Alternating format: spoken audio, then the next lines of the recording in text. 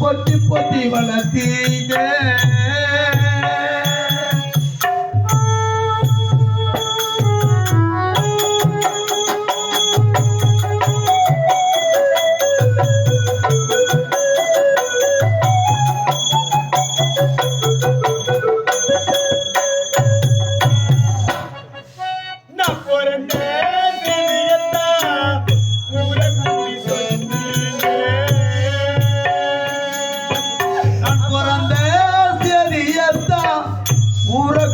சொன்னீங்க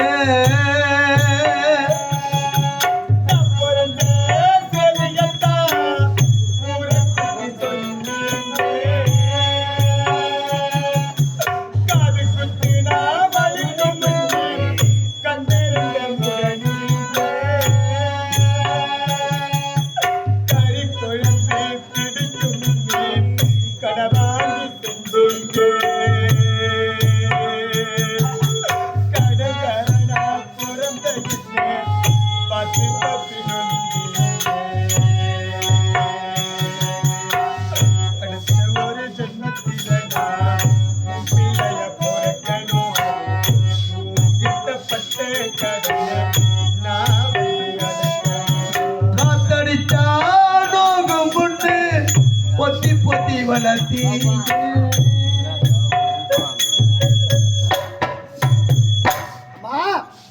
பத்மாவதி, என் மகனுடைய ஆன்மா சாந்தி அடைய வேண்டும், அவன் சொர்க்கத்திற்கு செல்ல வேண்டும் என்று அந்த திருமண ஏற்பாடையே செய்து முடித்தேன்.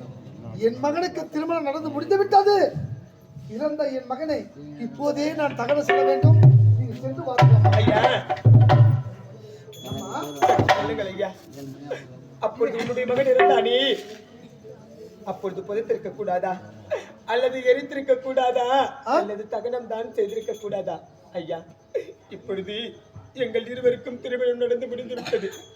இதற்கு மேற்பட்டு அவரை எரிப்பதோ அல்லது புதைப்பதோ அல்லது தகனம் செய்வதோ அது என்னுடைய பொறுப்பு. ஐயா, நீங்கள் சென்று வருங்கள் சுவாமி. பத்மாவதி, திருமணம் என்பது வாழ்க்கையில் ஒரு முறைதான். அந்த திருமணம் நடந்து முடிந்து விட்டது. ஒரு பிள்ளையை பெற்றெடுத்தால் தக்க பருவம் அடைய வரைதான் பெற்றெடுத்த தாய் தந்தை சொந்தம்.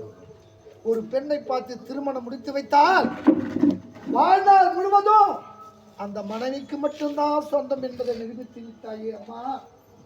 இப்படிப்பட்ட அழகு தேவதை என் மகளுக்கு மனைவியாக கிடைக்க போன ஜென்மத்தில் புண்ணியம் அல்லவா செய்திருக்க வேண்டும். என் மகன் மட்டும் உயிரோடு இருந்தால் உன்னை எப்படியெல்லாம் வைத்து வாழ்ந்திருப்பான். அம்மா பத்மாவதி, இப்படிப்பட்ட நல்ல உள்ள படைத்த நீ அல்லவா ஒரு உத்தமி, நீ அல்லவா ஒரு பத்தினி. உனக்கு இப்படி ஒரு வாழ்க்கை அமைந்து விட்டதே. உடைய நல்ல மனதுக்கு அந்த ஆண்டவன் அருள் கிடைத்து மீண்டும் என் மகன் உயிர் பெற்று சந்தோஷம். நான் வரமா, நான் வரமா.